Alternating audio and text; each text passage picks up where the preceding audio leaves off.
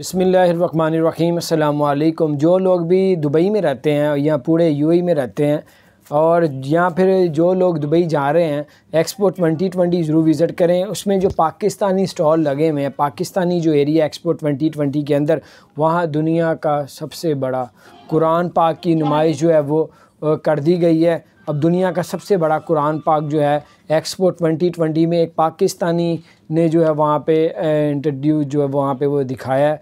अब आप लोग भी जो है वो दुनिया का सबसे बड़ा कुरान पाक की ज़ियारत कर सकते हैं और ये बहुत ही मोहब्बत से बनाया है और ये पाकिस्तानी को जो है इसका क्रेडिट मिला है। और दूसरी ख़बर ये है कि जितने लोग भी दुबई में मज़दूर काम करते हैं उनके लिए अच्छी ख़बर ये है कि उनके जो रहाइश गाह बड़ी नाक़िस होती थी, अब उसको बेहतर करने का हुक्म दे दिया, ऐलान कर दिया। तो बड़ी अच्छी अपडेट्स है, मैंने कहा आपसे शेयर करूं। अपना ख्याल रखें।